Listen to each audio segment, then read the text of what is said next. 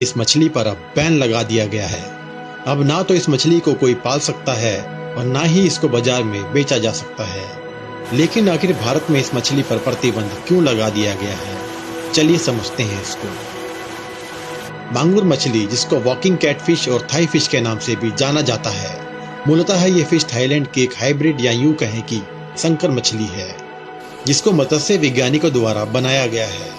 इसकी प्रजनन और आकार में जल्दी बढ़ने की क्षमता बहुत अधिक है, लेकिन यह मछली आज पूरी दुनिया में खतरा बन चुकी है। सभी देशों में इसके पालन पर प्रतिबंध लगा दिया गया है। जहां भी ये मछलियां पाली जा रही हैं, वहीं इनको मारकर जमीन में गाड़ा जा रहा है। दुनिया भर के वैज्ञानिकों के मुताबिक यह मछली पूरी दुनिया में एक त्रासदी का रूप लेने वाली है। इसलिए जितना जल्दी हो सके इस हाइब्रिड मछली को नष्ट किया जाना चाहिए।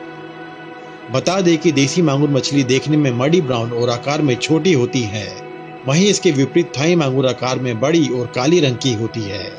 जहां देशी मांगुर अमूमन 2 से 250 ग्राम की मिलती है, वहीं विदेशी मांगुर बाजार में 2 से 10 किलो तक की उपलब्ध है। यह मछली पूर्णतः मांसाहारी है, जिसके कारण ये थाई मांगुर तालाब की सभी देशी प्रजातियों की मछलियों और वनस्पतियों को भी खा जाती है। इसका अंदाजा आप यहीं से लगा सकते हो कि अगर किसी तालाब में 150 किस्म की मछलियों की प्रजातियां हैं और अगर उधर कुछ मांगुर मछलियों को छोड़ दिया जाए तो वहाँ सिर्फ एक ही प्रजाति बचेगी, यानी मांगुर मछली। इस थाई मांगुर मछली को प्रयागराज की गंगा नदी में भी देखा गया है। इस मछली को इंसान के मांस से भी कोई ऐतराज नहीं है। सही मायने में कहा जाए तो ये एक प्रीडेटर मछली है, जो इंसानों और पर्यावरण के लिए एक बेहद गंभीर खतरा है।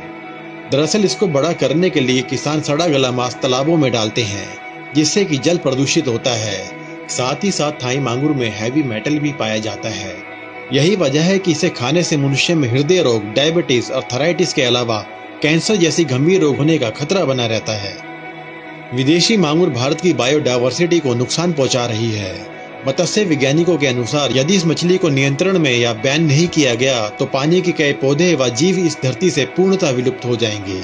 इसलिए मछलियों से कई स्तर पर होने वाले नुकसान को देखते हुए एनजीटी यानी राष्ट्रीय हरित अधिकरण भी सख्त हुआ है।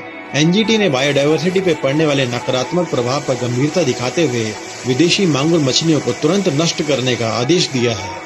एनजीटी ने कहा है कि देश भर के सभी ताल, तालाबों और नदियों में विदेशी मांगुर मछलियों के पालने की इजाजत नहीं दी जाएगी। इसके अलावा देशी यानी भारतीय मांगुर मछलियों पर कोई प्रतिबंध नहीं लगाया गया है, क्योंकि ये भारत की बायोडायवर्सिटी और इकोसिस्टम का हिस्सा है, इसलिए इसका पालन किया जा सकता है।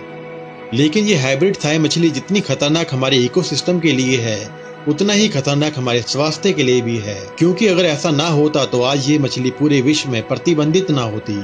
इसलिए दोस्तों, अपनी सेहत और इकोसिस्टम के लिए इस प्रीडेटर मछली का अभी से बहिष्कार करो।